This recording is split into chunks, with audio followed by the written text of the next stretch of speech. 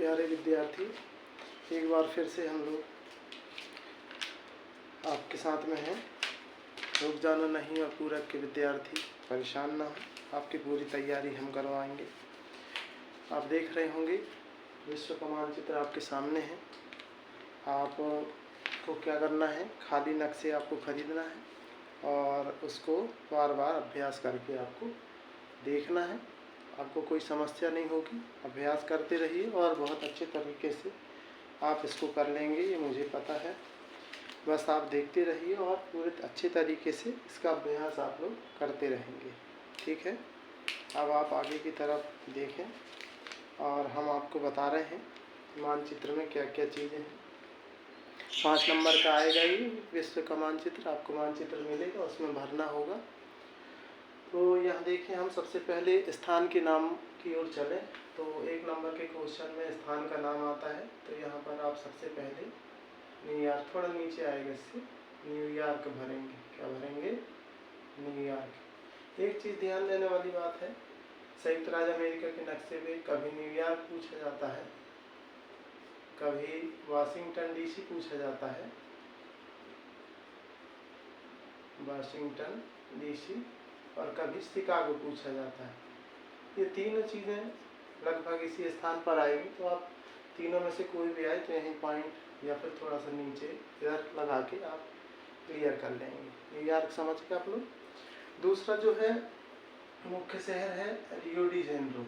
ये जो पॉइंट लगाया हमने, ये शहर है रियो डी जेनेरो। हम इधर नाम लिख रहे हैं क्योंकि नक्शे में बहुत सारी चीज़ें हैं तो आपको दिक्कत जाएगी फिर बाद में। रियो डी जेनेरो या जेनेरो, ठीक है, याद रखिएगा। ये जगह है Rio de Janeiro, Rio de Janeiro, ठीक है। आप इसको ध्यान रखिएगा। फिर अगला क्वेश्चन जो है, अगला जो 1 अंक का प्रश्न है, यहाँ पर है केप टाउन। ये एक जगह का नाम है केप टाउन, ये आप याद रखिएगा। फिर ऑस्ट्रेलिया की तरफ चलें तो यहाँ पर है सिडनी, इसको ध्यान रखिएगा आप लोग। सिडनी ऑस्ट्रेलिया में। और यहाँ पर छोटे छोटे ऐसे द्वीप आपको दिखाई देंगे, उसमें आप देखेंगे तो अगर टोक्यो पूछा जाता है, टोक्यो जापान की राजधानी है, तो ऐसे द्वीप आपको दिखाई दें तो यहाँ पर आप पॉइंट लगाकर और टोक्यो लिख देंगे, ठीक है। टोक्यो हो गया। भारत की राजधानी नई दिल्ली तो आप जानते हैं, और यहाँ पर मुंबई, इस तरफ में कलकत्ता और इस तरफ में चेन्नई। ये हमने भारत मानचित्र में आपको भरवाया, आप ध्यान रखिएगा, ये भारत का हिस्सा है। अब यहाँ से 1 नंबर के क्वेश्चन में यही चीज़ें पूछी जाती हैं। अब मान लीजिए की बात पूछा जाए न्यूयॉर्क से केप टाउन मार्ग, तो आप क्या करेंगे, डॉट डॉट बना के इसको बना देंगे, न्यूयॉर्क से केप टाउन को जोड़ देंगे। यहाँ एक चीज़ छूट गई, लंदन, लंदन ग्रेट ब्रिटेन में है, तो ये भी पूछ लिया जाए लंदन से केप टाउन मार्ग, तो यहाँ से डॉट डॉट बना दीजिए। केप टाउन से सिडनी मार्ग, तो यहाँ से ऐसे डॉट डॉट बना दीजिए, ठीक है। ये पूछे लंदन से मुंबई मार्ग, तो मुंबई यहाँ पर है, तो लंदन से जब बनाएंगे तो ये भूमध्य सागर से बनाएंगे इस तरीके से अंदर की तरफ में, और यहाँ लागे मिला देंगे। आसान है, समझ रहे होंगे आप। अब यहाँ नक्शे में जितनी भी चीज़ें हम बनाए हैं वो अब हम मिटाएंगे। आपके पास वीडियो है तो आप देख सकते हैं उसको और अभ्यास कर सकते हैं, ठीक है। इसलिए मिटा रहे हैं क्योंकि आगे की चीज़ें बताना आसान हो जाएगा, आपके समझ के हिसाब से सही रहेगा। आप तैयारी करते रहिए और आप सफल होंगे, ये बात तो पक्की है, लेकिन आपको लगातार प्रयास करना होगा। हमारा एक सफल प्रयास हमें आगे की तरफ ले जाएगा। हमारे साथ में नकारात्मक बातें करने वाले लोग बहुत सारे होते हैं, इसलिए आप उनकी बातों पर ध्यान ना दें, आप कर जाएंगे अगर आपके मन में विश्वास है तो। अब देखें, यहाँ पर जो द्वीप दिख रहा है ये कहलाता है, ये एक द्वीप है, ये दिख रहा है, ये द्वीप दिख रहे हैं। तो यहाँ पर सिंगापुर पूछा जाए तो ये सिंगापुर द्वीप है, ठीक है। ये है न्यूजीलैंड, एक देश भी है और द्वीप भी है, कई बार ये नक्शे में पूछने के लिए आ जाता है। ये न्यूजीलैंड दिखाई दे रहा होगा। इसके बाद ये कहलाता है मेडागास्कर, मेडागास्कर द्वीप, ये दिखाई दे रहा है आपको, ये बना हुआ मेडागास्कर है ये वाला। इसके बाद यहाँ पर देखें तो ये है न्यू फाउंडलैंड द्वीप, न्यू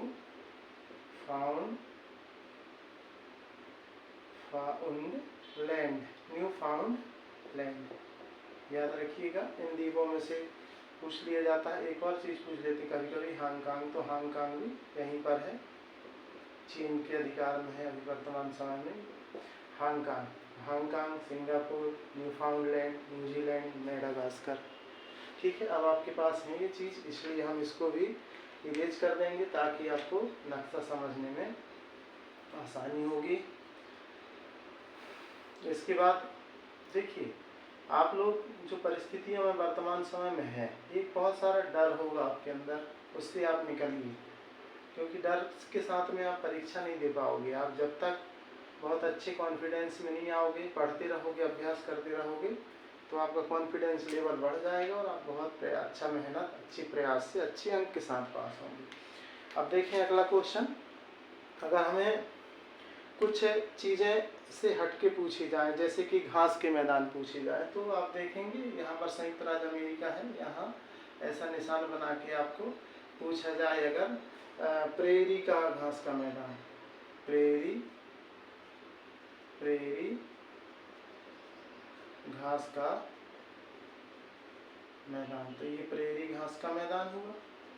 ठीक है, इसके बाद अर्जेंटीना में है एक पंपास घास का मैदान, यहाँ पर आप बना देंगे ऐसा कुछ भी सिंबल आप जो मन में आए और लिख देंगे एरो बना के, पंपास घास का मैदान, पंपास घास का मैदान। ऑस्ट्रेलिया में है एक घास का मैदान, इसका नाम है डाउन्स, यहाँ पर है, आप लिख देंगे डाउन्स घास का मैदान, डाउन्स घास का मैदान। ये हो गई घास के मैदान की बात। संयुक्त राज्य अमेरिका में ही एक महान झील क्षेत्र है, इस तरीके से ये बनता है। यहाँ पर ऐसा निशान कुछ दिखेगा आपको, superior, Michigan, Hurun, eri, Ontario, इन 5 झीलों को महान झीलों के नाम से जाना जाता है। ये झील क्षेत्र आए तो यहाँ निशान बना के आप और उसको क्लियर कर लेंगे। तो ये पंपास हो गया, ये प्रेरी हो गया, ये डाउन्स हो गया, ये घास के मैदान हो गए। अब हम फिर इसको इरेज करेंगे, आप देख लीजिएगा बाद में, है ना। और बढ़िया से प्रयास करते रहिए। आपका एक अच्छा प्रयास, बेहतर प्रयास बहुत ज़रूरी है वर्तमान समय में। आप रुक जाने के नहीं के विद्यार्थी हैं और पूरक के विद्यार्थी हैं, ये जुड़े रहिए और अच्छे तरीके से पूरी तैयारी करवाएंगे, उसमें कोई आपको समस्या नहीं होगी। इसके बाद देखेंगे आप कृषि क्षेत्र की बात करें तो जहाँ पर ये ब्राज़ील है, यहीं पर विश्व का सबसे ज़्यादा कहवा का उत्पादन होता है। कहवा एक फल होता है या पौधा होता है जिससे काफ़ी बनाई जाती है। ये है ब्राज़ील का कहवा उत्पादक क्षेत्र, कहवा उत्पादक क्षेत्र। ये क्वेश्चन कई बार आता है। भारत का पूछे तो आप भारत देख ही रहे हैं, यहाँ पर आप बना देंगे असम में है, क्योंकि चाय का सबसे ज़्यादा उत्पादन, बस चाय मतलब ये कहवा का उत्पादन और ये चाय का उत्पादन, है ना। वर्तमान समय में चावल उत्पादक क्षेत्र तो हमारे भारत से लेकर चीन तक का जो क्षेत्र है उसको आप बना देंगे। और ये हो गया कहवा उत्पादक क्षेत्र। अब 2 नहरें पूछी जाती हैं, पनामा नहर और स्वेज नहर। तो पनामा नहर यहाँ पर है, इस तरीके का ऐसा निशान बनाएंगे आप, यहाँ एरो बनाएंगे और लिखेंगे पनामा नहर।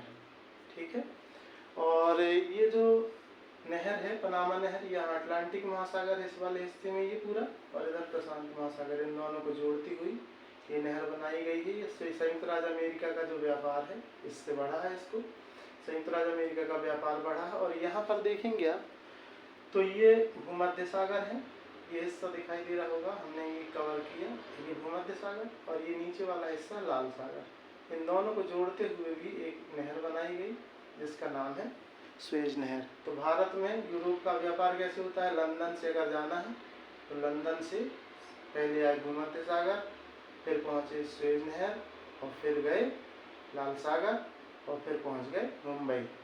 तो ये लंदन से मुंबई का जलमार्ग है। आप लोग इसको अच्छे से बनाना सीख लेना। ये सुएज नहर है, सुएज नहर, पनामा नहर, सुएज नहर बहुत महत्वपूर्ण विषय वस्तु के अंतर्गत आती हैं। आप इसको अच्छे से तैयार कर लीजिएगा, ठीक है। समझ में आ रहा होगा आपको। तो आप कभी कमेंट के माध्यम से बता भी सकते हैं कि क्या दिक्कतें आपको जा रही हैं, क्योंकि आप हमसे जुड़ तो गए हैं लेकिन जुड़े नहीं हैं, क्योंकि आप किसी प्रकार का कमेंट वगैरह नहीं कर रहे हैं। तो एक कोई दिक्कतें आपको जा रही हैं, कोई समस्या है तो आप मेरे को कमेंट के माध्यम से बता सकते हैं। अब देखेंगे इधर कि अगर हम खाड़ी की बात करें तो आपको मैंने भारत मानचित्र में सिखाया था, इधर बंगाल की खाड़ी है, इस ओर में भारत के, इस ओर में अरब सागर है। तो यहाँ पे आप बना लीजिएगा, यहाँ बंगाल की खाड़ी, यहाँ पर अरब सागर। ये जो भाग है इसको गिनी की खाड़ी कहते हैं, गिनी तट,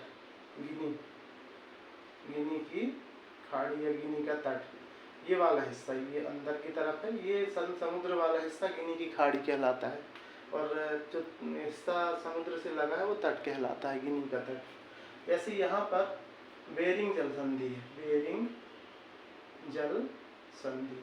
तो बेरिंग जल संधि हमने देखे, आपको पता है कि हमारी पृथ्वी गोल है, तो ये वाला भाग और ये वाला भाग ऐसा, जैसे कि ये कागज है, इसको अगर हम, इसमें नक्शा बना है तो इसको हम अगर मोड़ देंगे तो ये देखें आप, ये पूरा गोल हो जाएगा और ये दोनों भाग क्या हो जाएंगे, मिल जाएंगे आगे और पीछे का। ऐसे यहाँ पर भी बेरिंग जल संधि, इधर भी लिख सकते हैं आप, इधर भी लिख सकते हैं, बेरिंग जल संधि या जल डमरू मध्य कहते। तो बेरिंग जल संधि हो गई, ये गिनी का तट हो गया, ये अरब सागर हो गया, ये बंगाल की खाड़ी और नीचे वाला हिस्सा हिंद महासागर, ठीक है। तो इसको भी आप तैयार कर लेंगे, इसलिए मैं मिटाते जा रहा हूँ ताकि आपको ये चीज़ें बहुत अच्छे तरीके से स्पष्ट रूप से दिखाई दें और आप अच्छे से समझ पाएँ मेरी बात को। अब रेल मार्ग की बात करें, अभी आपके पिछले बार के क्वेश्चन में ट्रांस कैनेडियन रेल मार्ग आया था। तो कनाडियन रेल मार्ग ये यहाँ पर है, जो कनाडा की ऊपरी वाले भाग इधर बना देना था आपको, है ना, ये वाला हिस्सा। और यहाँ पर है काहिरा से केप टाउन तक, ये हिस्सा कहलाता है, ये जगह जो हमने बनाई ये कहलाता है काहिरा, और ये वाला जो हिस्सा है ये कहलाता है केप टाउन। तो काहिरा से केप टाउन जो रेल मार्ग है ये केप काहिरा रेल मार्ग कहलाता है, केप काहिरा रेल मार्ग। कॉन्टिनेंटल, ऑस्ट्रेलिया में भी एक कॉन्टिनेंटल रेल मार्ग है, आपको नहीं बन रहा है तो आप यहाँ से इधर की तरफ में यहाँ ऐसा खींच देंगे लाइन, तो ये रेल मार्ग हो गया। पार ऑस्ट्रेलियन महामार्ग लिखा, रेल मार्ग लिखा हो तो ऐसे पार, ट्रांस की जगह पार शब्द आता है, जैसे ट्रांस कनाडियन रेल मार्ग, ट्रांस ऑस्ट्रेलियन रेल मार्ग, ट्रांस, ठीक है। तो इसके लिए पार शब्द हिंदी में यूज होता है, कंफ्यूज नहीं होएगा।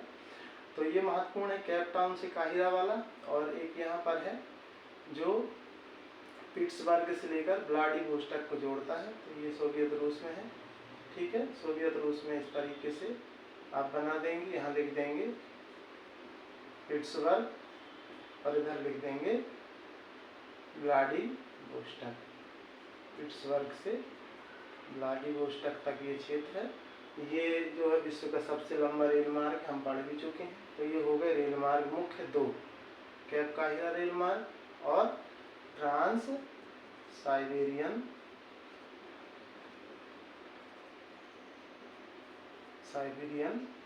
रेल मार्ग, ट्रांस साइबेरियन रेल मार्ग, ठीक है। आप समझ रहे होंगे इस बात को। अब हम फिर से इसको इरेज करेंगे, ये समझ गए। ये वाला क्या केप काहिरा रेल मार्ग कहलाता है, केप टाउन से काहिरा तक है। ये पिट्सबर्ग से व्लादिवोस्टॉक तक है, ये ट्रांस साइबेरियन रेल मार्ग कहलाता है। ये बन जाने चाहिए। बाकी हमने तो इनको आपको ऐसे बताया है कि अगर पूछे ट्रांस ऑस्ट्रेलियन रेल मार्ग तो यहाँ बना देना, ट्रांस कैनेडियन रेल मार्ग तो यहाँ बना देंगे। आप स्टेशन का नाम नहीं लिखेंगे तो भी चल जाएगा, कोई दिक्कत नहीं, ठीक है। इनको बस अच्छे से आप याद रख लेंगे। यहाँ पर देखेंगे हम अगला क्वेश्चन, जो क्या क्वेश्चन बन सकते हैं। अब वैसे सभी चीज़ें हम बता चुके हैं आपको नक्शे से संबंधित, तो आप लोग अपनी तैयारी कर लीजिए, नक्शा ले लीजिए और भर लीजिए। बाकी इसमें कुछ बचा नहीं है हमारे ख्याल से। हमने जो रियो डी जेनेरो बताए थे, ये विश्व का सर्वाधिक शोरयुक्त शहर है ना। और जितनी भी विषय वस्तु थी हमने आप लोगों को बता दिया है ना। सिंगापुर वगैरह भी बता दिया, यहाँ सिंगापुर, यहाँ हांगकांग, है ना। और अब जैसे कि नदी की बात करें तो दो नदी बहुत महत्वपूर्ण है, आप देखेंगे। अफ्रीका में यहाँ पर है कांगो नदी, कांगो को जायरे नदी भी कहते हैं, जायरे बेसिन या कांगो बेसिन बोलते हैं, कांगो बेसिन। और यहाँ पर है एक नदी, इधर से इस तरफ से प्रवाहित होते हुए यहाँ अटलांटिक महासागर में गिरती है, इसका नाम है अमेज़न नदी, ठीक है। और भारत में गंगा रिवर है, तो ये तो जानते थे आप, यहाँ से बना दीजिएगा ऐसा, गंगा रिवर पूछे तो। ये अमेज़न नदी, ये कांगो नदी, ये गंगा नदी। अब इसके बाद तीनों नदियाँ आप समझ गए होंगे। पर्वत की बात करें तो यहाँ पर है राकीज पर्वत। मुख्य पर्वतों की बात करें इस तरीके से बनाइएगा, यहाँ पर है एंडीज पर्वत, एंडीज पर्वत। और भारत में बनाइएगा हिमालय पर्वत। ये कौन सा हुआ? हिमालय। ये कौन सा हुआ? एंडीज। और ये कौन सा हुआ? राकीज या राकी पर्वत। अब यहाँ पे इतना सब बताने के बाद में आपके नक्शे के लिए कुछ नहीं रह जाता है, बहुत अच्छे मार्क्स आप ले आएंगे। आप तैयारी करते रहिए, बार बार इन वीडियो को आप देखेंगे तो आपको बनने लगेगा, कोई दिक्कत नहीं होगी। और हम आपके साथ में हैं। अगले अब 10 नंबर के क्वेश्चन आते हैं, ये मतलब 5 नंबर का भारत का मानचित्र, जिसकी 2 क्लासें हो गई हैं, और ये विश्व का मानचित्र, इसकी एक ही क्लास है। तो ये तीनों क्लासें देख के आप अच्छी तैयारी कर लें और बेहतर कॉन्फिडेंस आ गया होगा। आप एक नंबर के 4 जो हमने वीडियो बनाए हैं आप उनको देख लीजिए, और 3 वीडियो ये हो गए, 4 और 3 कितने हो गए? 7। आने वाले समय में आपको 2-2 नंबर के क्वेश्चन वाले वीडियो जो है उपलब्ध होंगे। आप तैयार रहिए, तैयारी कीजिए। यहाँ पर जब हम 30 नंबर के वस्तुनिष्ठ और 10 नंबर के नक्शे तैयार कर लेते हैं तो हमारे 40 नंबर क्लियर हो जाते हैं। और जिनको पास होना है बहुत अच्छे तरीके से इन्हीं 40 नंबर पर आप फोकस करें, और 5 मतलब कि 2 नंबर के क्वेश्चन आएंगे तो 10 वो हो जाएंगे, तो 50 नंबर आपका बहुत ईजी में आप कर सकते हैं। और बहुत आसान होगा आपके लिए, बहुत कोई मुश्किल नहीं है, सिर्फ आपको वीडियो देखना है और अच्छे तरीके से इसको बना के देख लेना है, और नक्शों में, खाली नक्शों में भर के देख लेना है, अभ्यास कर लेना है बस, बाकी आप पास हो जाएंगे, कोई दिक्कत नहीं है। चलिए धन्यवाद, अगले वीडियो में फिर मिलेंगे।